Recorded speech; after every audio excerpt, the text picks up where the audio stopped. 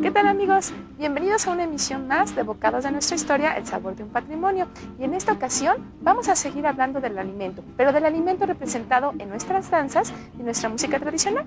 Así que, por favor, acompáñenos. Chocolatito con pan francés. En mi casa no lo tomo porque no tengo con quién. Pero si usted me lo da.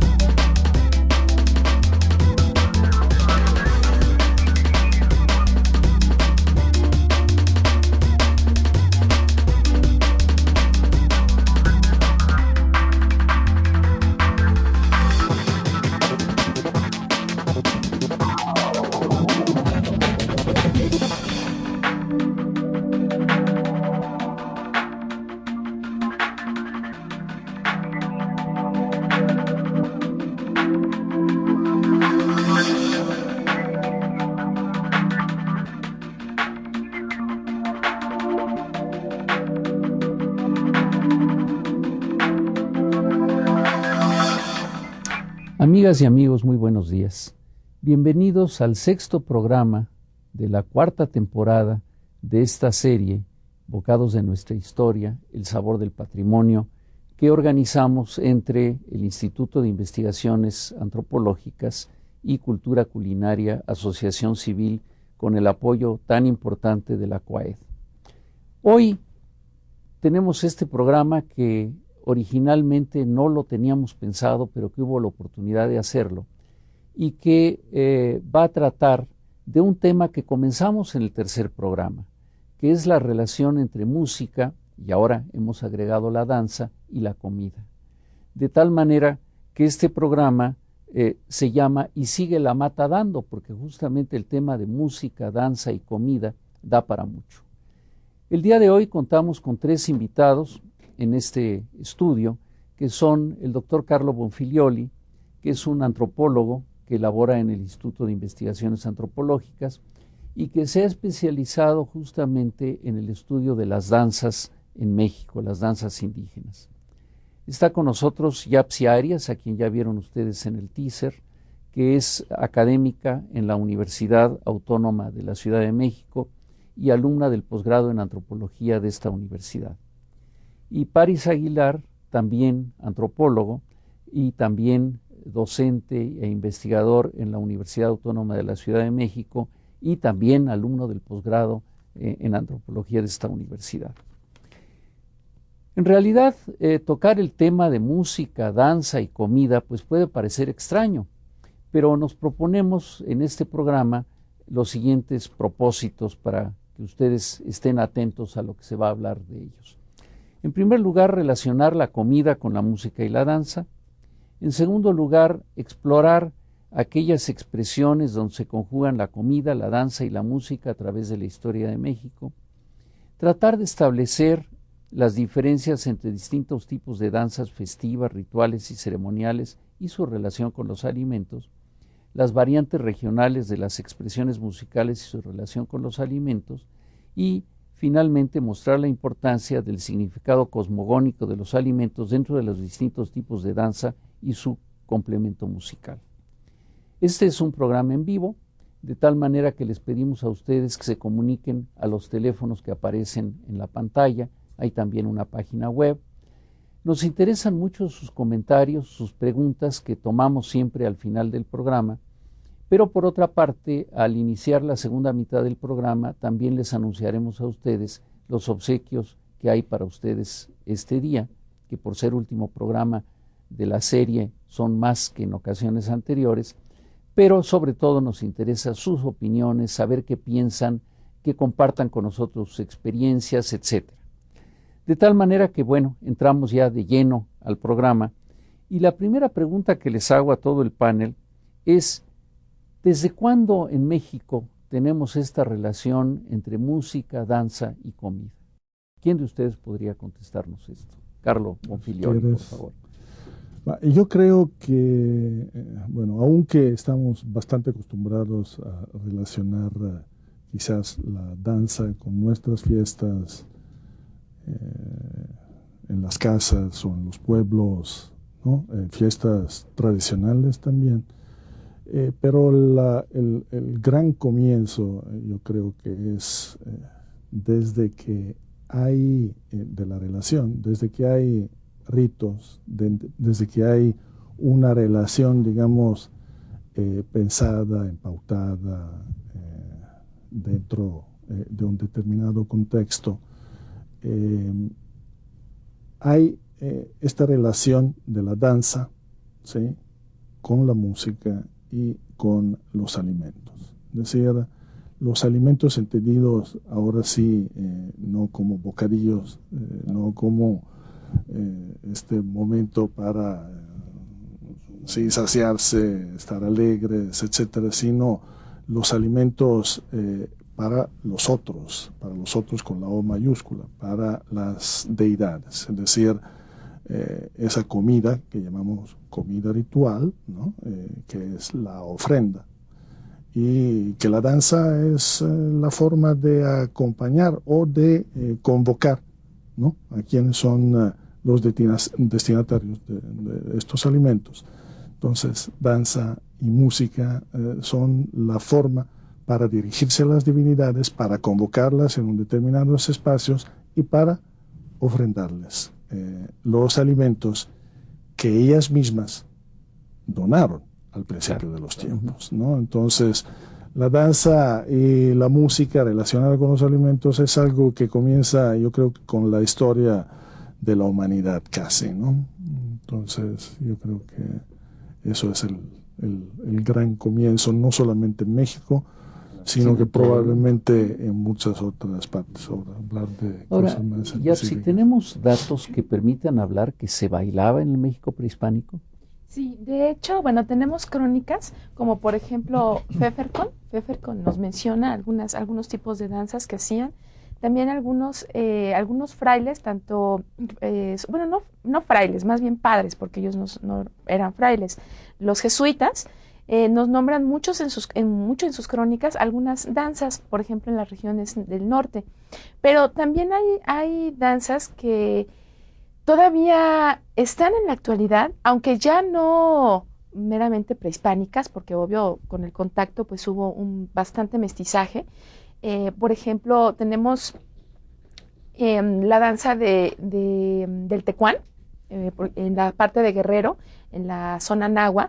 La danza del tecuán tiene reminiscencias prehispánicas, tanto la simbología, tanto el vestuario, y también se puede representar, o más bien lo encontramos representado en algunas fuentes, en algunos códices.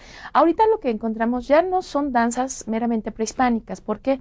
Porque ya se sincretiza la religión católica, ya se sincretiza podríamos decir, la religión o la cosmovisión más bien prehispánica. Entonces lo que tenemos ahora es una aglomeración, es una amalgama de ideologías, de cosmovisiones muy interesantes, pero ya son totalmente, que ni son católicas, pero tampoco no son prehispánicas, ¿no? Y eso también lo podemos ver representado tanto en la danza como en el mismo mito, en la misma leyenda, pero especialmente en la ideología y en el imaginario colectivo de la gente. Y eso se ve muy representado en la propia comida.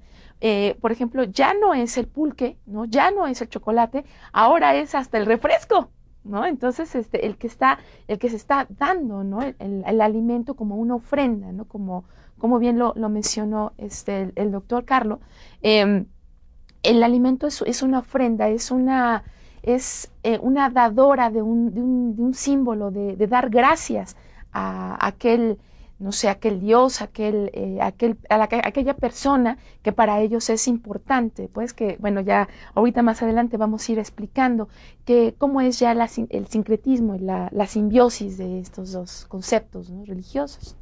Hay una serie de imágenes muy interesantes en el Códice Florentino, donde justamente Sahagún recoge en siglo XVI lo que se bailaba en la época prehispánica. Por desgracia, son imágenes fijas donde no podemos ver cómo bailaban. Sin embargo, algo de esto se ha podido reconstruir.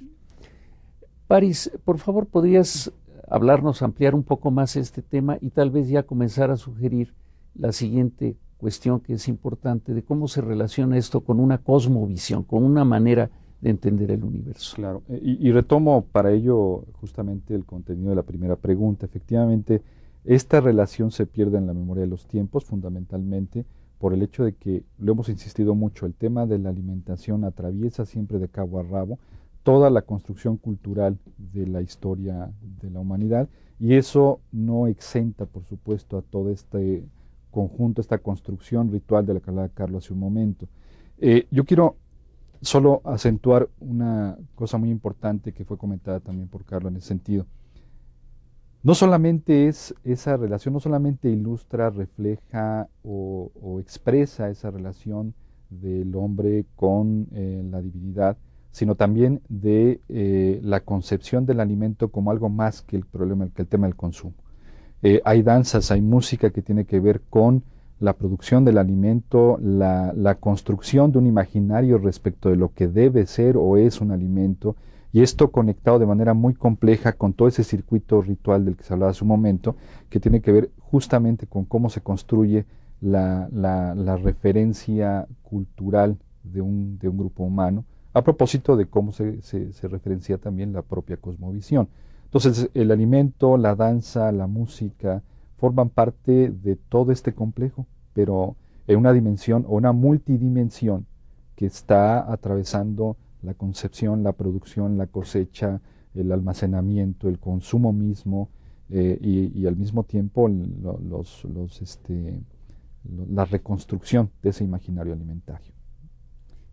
Perdón, tenemos que ir en este momento a una entrevista, que es una entrevista justamente con Benjamín Muratalla, que está en la fonoteca de Lina y que justamente es la persona, el colega, que nos donó los discos que después ofreceremos a ustedes. Entonces veamos la entrevista y volveremos a las preguntas.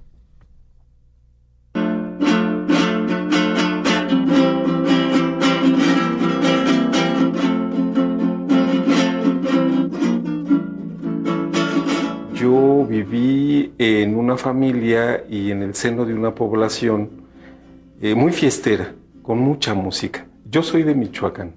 Soy originario de un pueblito que se puso muy famoso por el nombre, se llama Santiago Tangamandapio. Pues como en todo pueblo campesino, hay muchas fiestas. Todo su ciclo agrícola está marcado por innumerables fiestas. Entonces, pues yo viví muy de cerca todo eso, y conforme fui creciendo, me fui acercando más a este tipo de manifestaciones. Ya en esta etapa de mi vida me he centrado en el asunto de la investigación y lo gozo completamente. Para mí es un universo tan amplio, tan rico, tan pleno, porque conoces tantas cosas a través de la música y de la danza que es una maravilla saber cómo en nuestro país, en nuestro territorio nacional, hay tanta danza, tanta música, tantos grupos humanos que se manifiestan a través de estas expresiones. Fíjate que donde yo más he explorado esta situación es entre los pueblos amerindios de la época prehispánica, que en la actualidad pues todavía se viven remanentes de toda esa manera de ver la vida. Yo te comentaba en algún momento que el alimento para todos estos pueblos no era solamente un alimento físico para alimentar el cuerpo, sino cumplía una doble función. Era un alimento sagrado que estaba imbuido en toda una serie de creencias, de cosmovisiones, de religiosidad, que alimentaba tanto el cuerpo como el alma, alimentaba tanto al ser humano como a los dioses. Era un alimento compartido.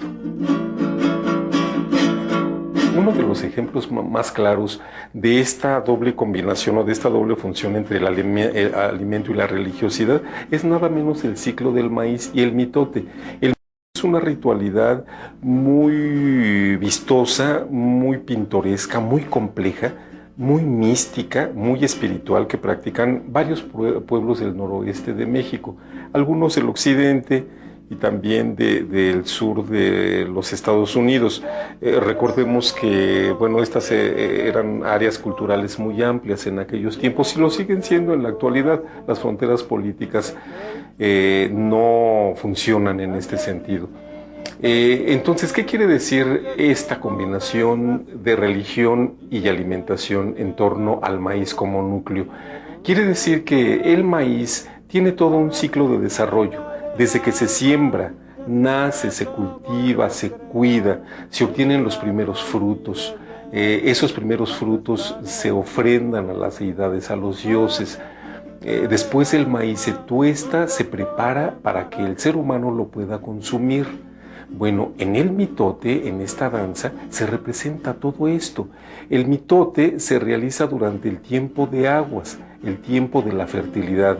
Desde que el primer mitote, por ejemplo, entre los indios coras, se realiza por ahí, ¿qué será? Las primeras lluvias del año, a finales de mayo, que se empieza con el mitote de la chicharra. Semanas o meses después se realiza otro mitote y así sucesivamente. Cada uno de estos mitotes, de estas danzas, que por cierto son danzas circulares, a donde hay un cantador que va expresando todo esto, toda esta historia, toda esta narrativa de lo que es el maíz como deidad y su relación con los seres humanos y su relación con los demás elementos de la naturaleza, con otras plantas, con el sol, con las estrellas, etcétera. Los cantantes, los chamanes que cantan al centro de la danza, expresan estas historias. Y se supone entonces que los danzantes están representando lo que estos cantores manifiestan en las letras de sus cantos. Lo mismo, manifiestan todo este desarrollo del maíz, que es el desarrollo del mismo hombre y de la naturaleza en su conjunto, porque la cosmovisión encierra eso, encierra el movimiento de los astros, el movimiento de los seres humanos, el movimiento de las plantas y el movimiento de los alimentos también.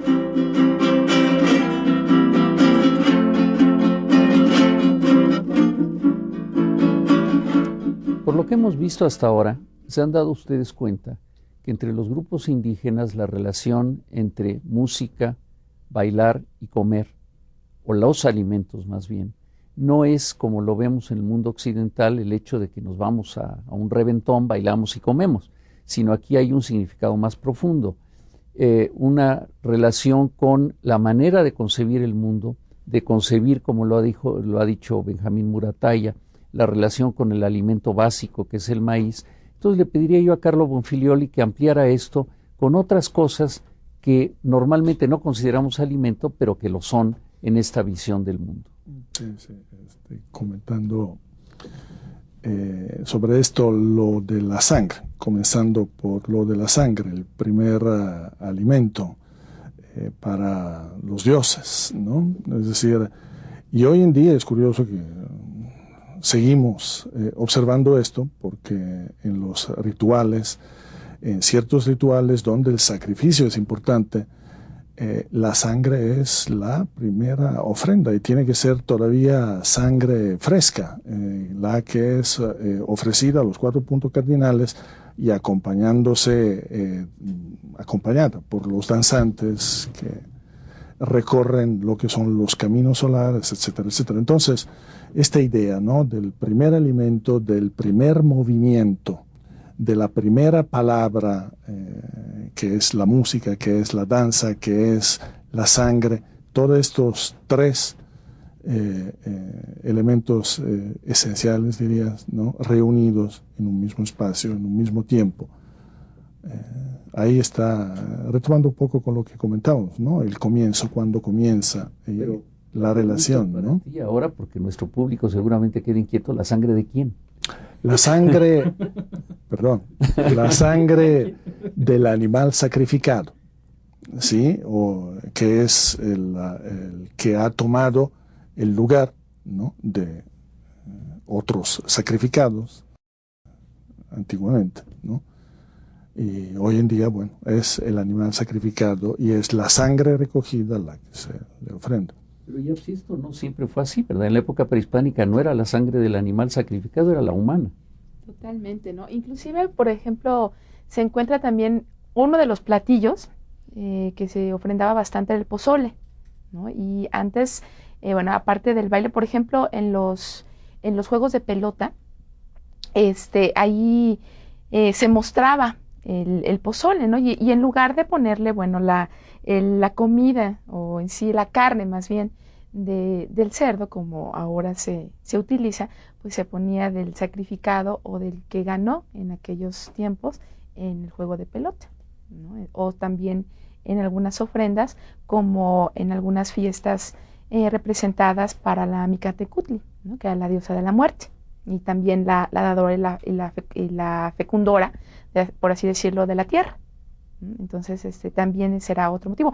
Otro motivo también de poner ofrenda, junto también con la sangre del sacrificado, era el huautli, famoso ahorita como amaranto, ¿no? Las alegrías. Las alegrías. Entonces se hacían dioses, se hacían pequeños dioses alusivos a ellos con las figuras de este amaranto, y se aglutinaba para pegar la semillita, se aglutinaba con la sangre, o también se aglutinaba con algunas otras mieles, como la miel del jicote o la miel del pipioli, y esa figura se depositaba en la tierra, ¿no? Ahora, bueno, vamos a ver también representadas otras figuras, otras representaciones, otras ofrendas, igual, ¿no? También en la tierra, pero bueno, ya con este mestizaje, ¿no?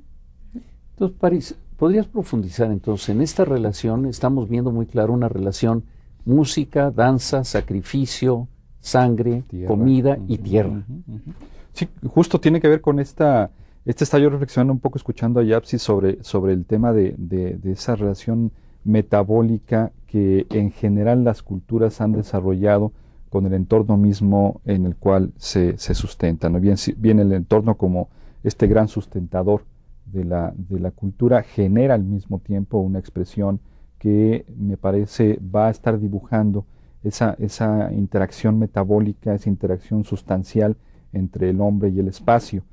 Y me parece que en ese sentido la música, la danza va a estar expresando mucho esto. Lo pienso sobre todo por la idea, y aquí Carlos podrá precisarlo mejor o corregir en caso de que esto sea pertinente, que la idea del danzante tocando la tierra tiene mucho que ver con esta importancia, esta centralidad que el acto de la producción de alimento, de la consecución del alimento o incluso del consumo de alimento vincula al sujeto con la tierra. La idea de la sangre tocando la tierra, la idea del hombre comiéndose lo que viene de la tierra, etcétera, va a estar expresando, porque no es privativo solamente de las culturas prehispánicas, me parece. Yo creo que muchas culturas tienen estas formas expresivas, y hay una suerte de irrupción de esta relación en lo que se conoce como el periodo de la modernidad occidental, en donde esta expresión se vuelve muy pragmática, donde se dividen y se atomizan todas las formas relacionadas con el alimento, y entonces la alimentación aparece como una forma especializada de relación con el entorno, pero no se pierde esta vinculación, ¿no? Carlos, por lo que hemos visto, muchas danzas tienen este papel ritual, un papel de unión entre los humanos, sus orígenes, la tierra, el sustento, el alimento. Pero lo que tú has visto en grupos indígenas, ¿todas las danzas tienen ese sentido o hay danzas hechas para otras finalidades? Sí, el panorama es vasto, tenemos millares de danzas, digamos, en el país. Sin embargo, las danzas se pueden también agrupar en grandes géneros, ¿no? Yo creo que el de las danzas petitorias o utilizadas para solicitar algo, digamos, a las divinidades, ocupa seguramente un espacio importante dentro de las culturas indígenas actuales, ¿no? Sin embargo, hay muchas otras danzas que no tienen exactamente esta función desde el punto de vista simbólico, sino que son danzas que tienen que ver más con o la legitimación de un poder o de una por ejemplo, todas estas danzas implantadas, obviamente, y aquí entramos en temas del mestizaje dancístico, ¿no? Pero implantadas a partir de la conquista, a partir de la colonia, y que tienen que ver con temas evangélicos, o bien danzas que hablan de cómo llegó a implantarse justamente esta religión a través de una conquista, a través de un enfrentamiento, y es todo este otro gran género dancístico que yo personalmente he estudiado junto con otros colegas, que es el gran género de danza de conquista, ¿no? Donde se habla de este encuentro entre dos culturas. Entonces bueno, estamos hablando concretamente no solamente de las danzas de moros y cristianos, sino también de las danzas de la conquista de México, de las danzas de los 12 pares de Francia y otro más, ¿no?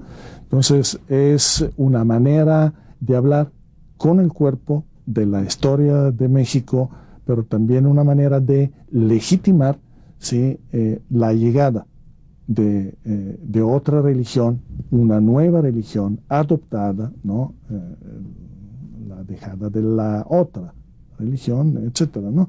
Entonces, digamos que son muchas las danzas, otras que hablan de la vida en las haciendas, por ejemplo, otra que tiene que ver con espíritus animales importantes, digamos, en la vida de los indígenas de un tiempo, pero supuestamente también las de hoy. Es decir, y a esto podría añadir quizás otras más, pero sí, no son las únicas las danzas. Bien, pues tenemos que ir a una pausa. Estamos a la mitad del programa y entonces les pedimos que nos llamen durante la pausa. Ya después haremos las preguntas que les pedimos que nos contesten para hacerse acreedores a un libro y a estos discos que tenemos aquí en la mesa, pero lo haremos volviendo de esta pausa. Muchas gracias.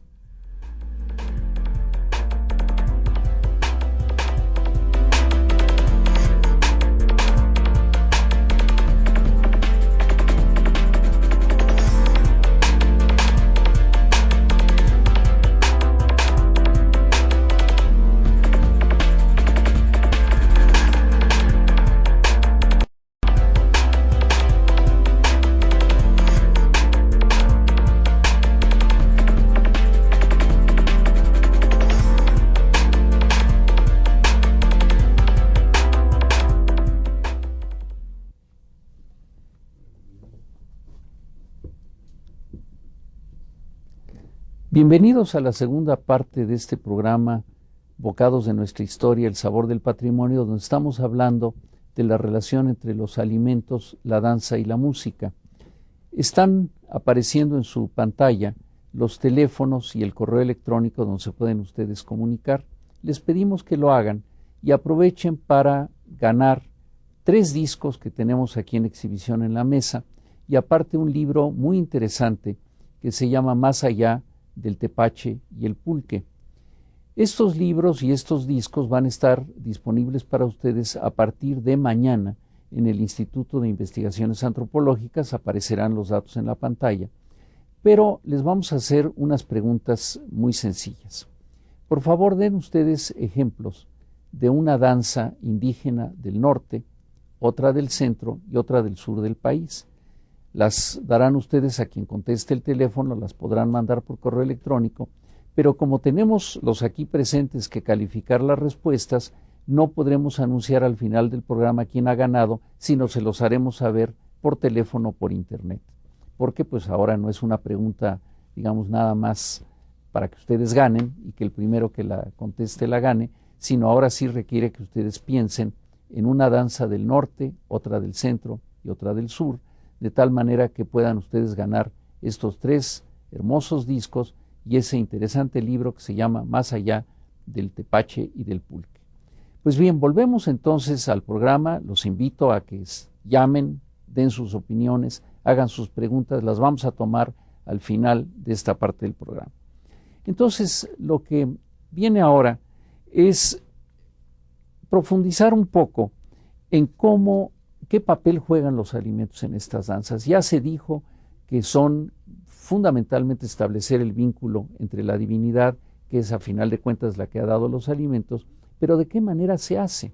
Es decir, ¿cómo ocurre esto? Carlos, en tu experiencia muy amplia, ¿qué has visto? Yo trabajo principalmente en el norte del país y principalmente con los rarámuri, ¿no? Algo bastante llamativo en las danzas que yo observo es la ausencia de sal, más que una presencia. Y es muy intrigante una ausencia, ¿sí? La sal.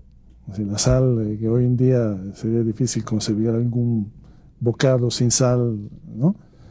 Y esto es muy importante para la comida que se ofrenda, insisto sobre lo mío, ¿no? Sobre la ritualidad que se ofrenda a las deidades. Entonces, maíz sin sal, frijoles sin sal, caldo de carne sin sal. ¿Y todo esto por qué? Se pregunta uno, ¿no? Es un enigma. Hay una estudiante mía que está trabajando este tema en su tesis de doctorado y está llegando principalmente ella, pero yo la acompaño en el viaje, a la idea de que la sal está relacionada con los excretos corporales, el sudor, otros tipos de excretos. Y todo lo que es de adentro del cuerpo, pensado en relación a las ofrendas rituales, por alguna razón no es visto como algo que tiene que estar ahí, ¿no? Pero bueno. Déjame agregar algo a esto, porque es muy interesante. En cambio, en algunas novelas de Jorge Amado sobre Brasil, él relata muy bien cómo en los funerales brasileiros lo que debe haber es sal, no azúcar. Es decir, porque es otra vez una simbología de las lágrimas que se vierten por la persona fallecida, ¿no? Es decir, que sería lo contrario a lo que tú estás diciendo, pero que coincide perfectamente bien. Bueno, yo tengo otros dos ejemplos. Un ejemplo es en la danza que no es una danza precisamente religiosa prehispánica, sino más bien ya es una danza totalmente católica. Es sobre el bautismo, los bautismos y en los matrimonios. Lo que hacen es que después ya de una vez participar en la ceremonia dentro de la iglesia, bueno, esto lo hacen sobre todo en un lugar que se llama Nexticapan, que es en la Sierra Norte de Puebla, ya llegando muy cerquita a Cuetzalan. Bueno, terminando esta ceremonia, ellos después, las mujeres se reúnen todas en medio de la mujer que obtuvo o que tiene este matrimonio y empiezan a bailar y zarandear a un guajolote. Y eso también se usaba un poquito en la época prehispánica, pero bueno, claro, no con los ritos católicos porque era totalmente diferente, pero el guajolote era el símbolo de que nunca iba a faltar la comida. Entonces ahora, bueno, ya las mujeres al momento de bailar el guajolote con la música de la Xochipitzagua, que es la flor menudita, después de eso ya le reparten a todos los comensales este guajolote, aunque a veces, bueno, ya ahora las mujeres ya más actuales, ya que les da miedo agarrar el guajolote y comenzar a bailar con él, ahora ya son más modernas y lo que zarandean es la cazuela con el guajolote ya cocido, ¿no? Y el mole, ¿no? Entonces, porque ellas dicen, no, pues nos da como que pena zarandear y estar bailando con el guajolote por todos lados, ¿no? Entonces, ya mejor lo que hacen es bailar con la cazuela y el mole, y entonces eso es un rito, eso es más bien un símbolo para que nunca, y un buen deseo, para que nunca falte la comida, ¿no? al matrimonio. Y el otro ejemplo es una danza hermosa. A mí en lo particular me gusta mucho, que se hace en Tamoyón II, en las partes de la Huasteca de Hidalgo, y es un significado del maíz, ¿no? Por ejemplo, ellos dicen, bueno, ellos creen, y todavía en muchas comunidades lo siguen creyendo, que somos hechos del maíz, y esto es una concepción también, bueno, desde la época prehispánica, y como somos gente de maíz, entonces ellos creen que el maíz hay que protegerlo, hay que darle protección, ¿no? de todos los animales, de todo el medio ambiente. Entonces lo que hacen es que cuando ellos cosechan, hacen un montón de maíz y lo ponen en medio del altar, y ya después de que hacen ese montón de maíz, le ponen su café, le ponen su pan, y también le ponen algún tipo de mole, y le empiezan a bailar, sobre todo las mujeres, porque bueno, se tiene la idea que la mujer es la que le va a dar ese peso de alimento como tal a la familia, y por lo tanto ellas son las que tienen que darle de comer a la gente, y ellas son las que tienen por lo tanto que bailar con ese maíz, ¿no? Pues tenemos que ir ahora a un video que se ha preparado justamente para que vean ustedes ejemplos de estas danzas. Al volver le pediré a Carlo que complete con algo que es un producto muy importante, que es el tejuino, es decir, como una bebida fundamental en estas situaciones. Y Paris también señaló que quería agregar algo. Entonces, volviendo del video, vamos a tener estas dos intervenciones. Mucha atención.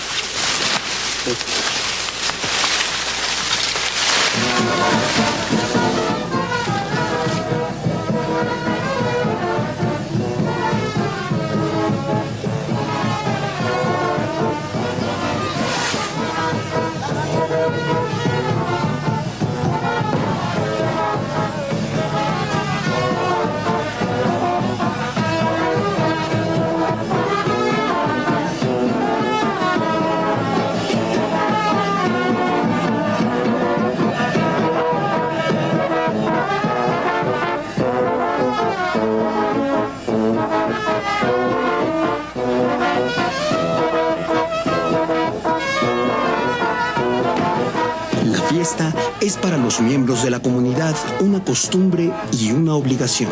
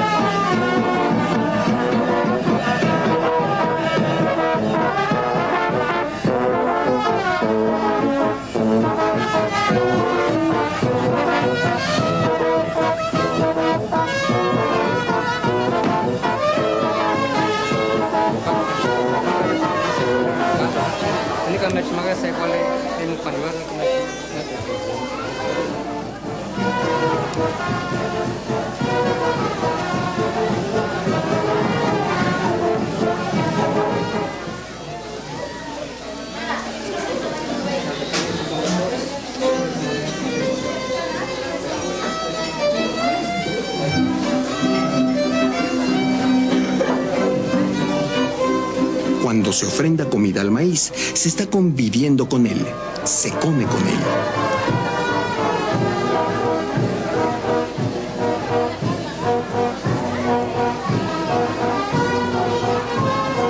Los campesinos nahuas de Tamoyón II dicen: nuestros cuerpos están hechos de maíz. Cuando bailamos nos convertimos en el maíz mismo para no olvidar que de ahí venimos.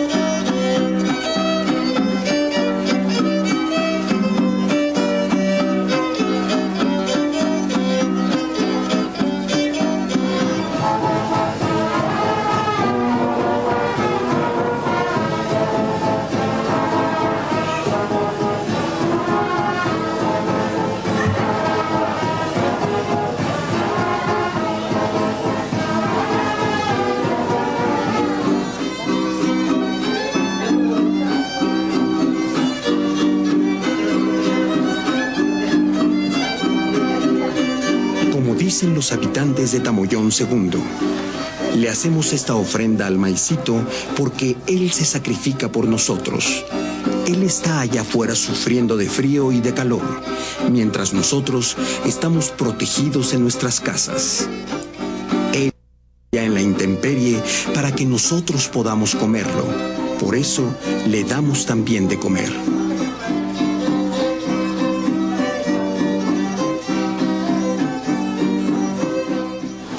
Es una fiesta indígena donde la comunidad se revitaliza y se presenta con toda su generosidad ante los miembros de los pueblos cercanos. Los campesinos de Tamoyón II ceden parte de su cosecha y nadie, habitante o visitante, se queda sin comer.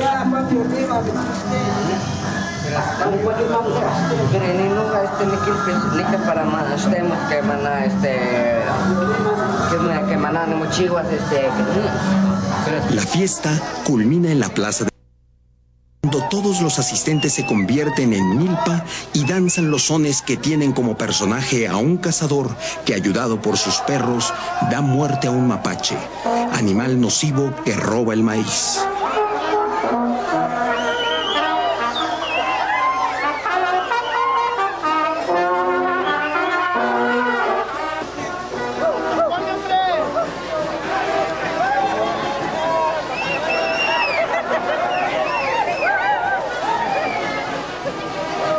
La fiesta es la ocasión para reunirse con aquellos que han tenido que salir del campo a la ciudad para buscar trabajo. Es el momento de refrendar los lazos que forman la comunidad.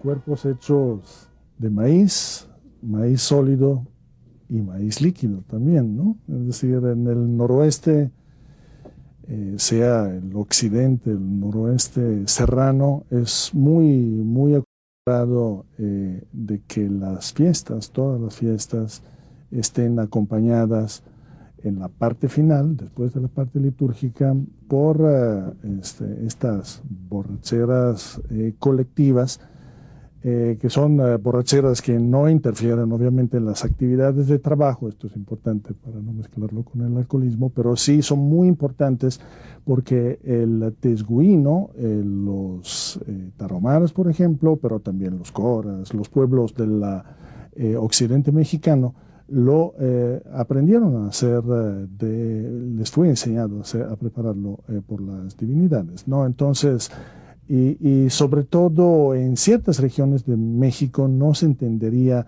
la importancia de esta bebida si no consideráramos su patrón de vida, su patrón de asentamientos. No tienen mercados, no viven en pueblos, por lo tanto las fiestas, estas congregaciones masivas y acompañadas, digo, por esta bebida, fermentado, ¿no?, de maíz, que se necesita como 9 días para ser preparados, ¿no?, 8 o 9 días, son muy importantes para impulsar las formas de socialidad, ¿no?, de relación entre la gente, sin las cuales, bueno, el vivir no tendría sabor, ¿no? Entonces, yo creo que sí es importante, contestando un poco al término, el tesguino, ¿no?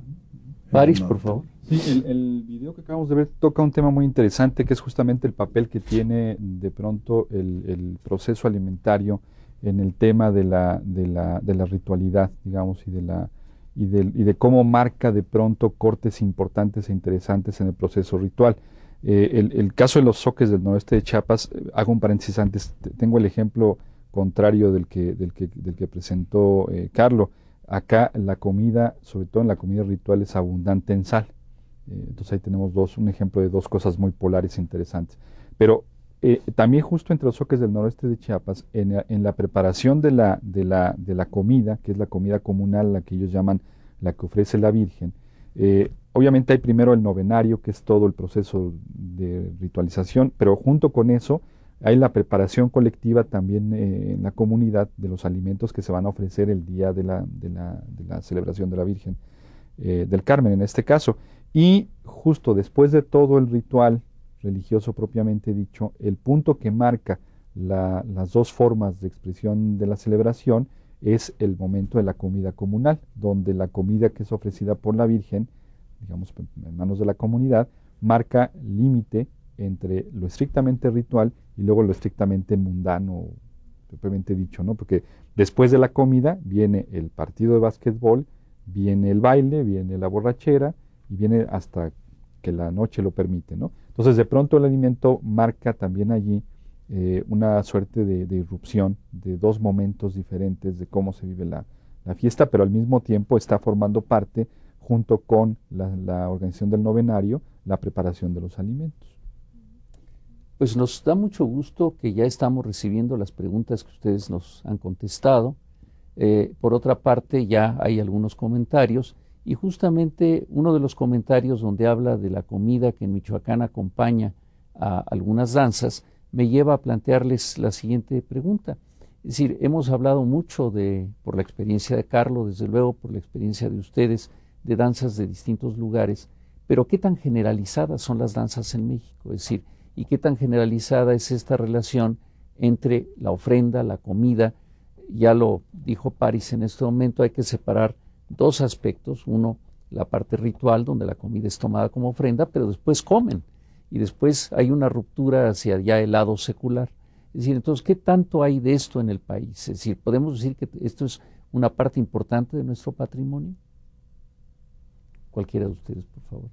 Bueno, pues yo creo que sí es bastante importante, porque no nada más, bueno, ahorita estamos hablando, hemos estado comentando sobre comunidades particularmente, pero también se ve en la ciudad, ¿no? Por ejemplo, en los pueblos originarios se ve bastante, pero también se ve en algunas comunidades que, bueno, a mí en mis estudios que yo he hecho, particularmente en las monjas, ¿no? En todas las congregaciones femeniles de monjas, también ellas hacen un tipo, ¿cómo les puedo decir?, exploratorio entre lo que es la Eucaristía de Cristo, entre lo que es la danza y lo que es el baile. La música interpretada a través de los coros. Pero algo muy importante de esto es el alimento que ellas mismas reflejan como su patrimonio, pero un patrimonio dado en cuestión al catolicismo, a la orden, especialmente de las clarisas. Este alimento es sudador de su significado eucarístico a través de San Pascual Bailón, por ejemplo, ¿no? San Pascual Bailón, que bueno, es el santo de los alimentos, y es algo muy bonito porque algunas de estas monjas ya también tienen sincretismos de ideologías. Muchas de estas monjas son otomís, ¿no? Y entonces ellas creen que San Pascual Bailón también es el dador del calor, y el dador, el que cuida pues al alimento. Entonces para ellas es de gran vitalidad y de gran importancia el alimento como tal, para poder concentrar un rito eucarístico, porque ahí se representa el cuerpo para ellas de Jesús, el cuerpo de Dios, ¿no? Y eso lo vemos pues no en plena ciudad, ¿no? Aunque bueno, obvio en sus conventos, no en la calle, porque eso no está totalmente prohibido, pues, pero también lo vemos en otros lugares, ¿no? Y el alimento es de vital importancia para ellas, ¿no? Tanto para su congregación como para su significado simbólico místico, ¿no? Eucarístico en este caso. Y además en su expresión ya propiamente, digamos, urbana y citadina, que es que la fiesta, el baile no puede darse sin el acompañamiento también de la comida. Ahí sí solamente estrictamente en el plano del consumo, y no necesariamente bajo la misma complejidad de la que hemos estado hablando, pero también hay un acompañamiento paralelo, ¿no? Ahí, en esta lógica de vida urbana. Y esto lo llevaríamos a nuestro programa pasado, donde hablamos de cine y alimentación, donde justamente en las películas mexicanas se ve muy claro esto, es decir, llega la pareja al salón de baile, al cabaret, y tienen que consumir algo, tienen que comer, ¿no? Es decir, ya en un plan totalmente secular, este acompañamiento de las dos cosas es muy importante. Carlos, ¿quisieras agregar algo a esto? No, simplemente que de veras la comida acompañada a las danzas y a la música, yo creo que esto está difundida en todo el país. No hay, creo, danzas, aunque sea una danza de curación, una danza que poco tiene que ver con, tiene que haber comida y obviamente, como decía París, primero es la ofrenda, pero los dioses comen la esencia etérea, digamos, de la comida. El resto, el cuerpo de la comida, es para los humanos, afortunadamente. Bueno, ahora sería una pregunta. Seguramente algunas de las personas que nos están viendo les gustaría ver estas danzas. ¿Dónde pueden ir? Es decir, yo pienso en la Ciudad de México, un lugar muy sencillo es ir a la Villa de Guadalupe. Pero, ¿qué otras cosas sugerirían ustedes de visitas para alguien que quiera ver estas danzas en acción, digamos? Donde hay fiestas patronales del patrono del barrio, ahí van a encontrar las danzas. Danzas de grupos locales o danzas de grupos invitados. Aquí en México es muy común todo un sistema de visitas que hay entre pueblos, barrios, y invitan a los voladores, por ejemplo, en fin, mucho más allá de los barrios, ¿no? O bien en el sur de la Ciudad de México, por ejemplo, es muy común tejer todo una red, digamos, de invitaciones y contrainvitaciones con los pueblos del estado de Morelos o del estado de México. Entonces, y cuando esto, bueno, la fiesta del patrón del barrio o del... Bueno, hay que recordar que en esta ciudad ocurren cosas fantásticas. Por ejemplo, en Joco, que está el templo sobre lo que es la prolongación de la avenida Cuauhtémoc, el día de la fiesta patronal, esa parte se cierra y el público toma lo que era el atrio de su iglesia para seguir ahí la fiesta, ¿no? Y los que vamos manejando sufrimos, pero tenemos que entender que esto es parte de una tradición. También, por ejemplo, ahorita vienen las fiestas de Cuautepec, ¿no? Atrás del reclusorio norte, ahí ahorita vienen todas las adoraciones del santo patrono a la preciosa sangre de Cristo, ¿no? Y ahí están las danzas también a todo lo que da, y por supuesto el alimento y la bebida, que es también muy buena para el acompañamiento, ¿no? Ahí el problema un poco es conocer los indicios de esta ciudad y de esos barrios que quedaron literalmente sumergidos en toda la vorágine de la urbe, porque efectivamente muchos de los barrios están, ni sabemos que existen, ni sabemos que existe la conmemoración, ni las fechas, mucho menos, ¿no? Y el problema es encontrarlos y saber por dónde llegar, pero es en el ámbito urbano. Y en el ámbito más del campo, pues por supuesto, como decía Carlos, donde haya fiesta patronal también, ahí se va a encontrar, viene sin duda. Importante ahora, San Miguel, el 29 de septiembre, así que a partir del... Busquen cualquier pueblo que se llame San Miguel y seguramente San ahí Miguel va a haber Ajusco, por ejemplo. San Miguel Ajusco, por ejemplo, y ahí hay fiesta. Pero quiero también recordar otro hecho importante, que es, digamos, el lugar que los mexicanos por antonomasia decimos para ir a bailar, Chalma. Es decir, Chalma, que es un lugar, por favor, que visiten ustedes, es un lugar maravilloso. Ahí justamente la costumbre es el baile frente a un árbol como parte de la ofrenda, ¿no? Y esto es algo que se puede ver con facilidad. Es que el baile es también sacrificio corporal. Claro. Entonces, de ahí la importancia del pedir. Cuando uno pide, ofrece algo, y lo que ofrezco es una parte de mi cuerpo en términos de movimiento, ¿no? Un sacrificio corporal. Muy bien, pues estamos llegando al final de nuestro programa. Yo quiero recordarle al público que hemos recibido ya algunas respuestas. No vamos a poder en este momento decir quiénes son los ganadores. Les llamaremos a los teléfonos que nos han entregado, porque tenemos que revisar entre todos las respuestas a sus preguntas. Agradezco mucho la participación hoy de Carlo Bonfilioli, del Instituto de Investigaciones Antropológicas, de Yapsi Arias, de la Universidad Autónoma de la Ciudad de México y del posgrado en Antropología de esta universidad, de París Aguilar, también investigador y docente en la Universidad Autónoma de la Ciudad de México y también alumno del posgrado en Antropología, Y les decimos adiós por ahora, puesto que esta serie de 6 programas ha terminado. Seguramente estaremos aquí el año próximo y nos dará mucho gusto volver a convivir con ustedes. Muchas gracias.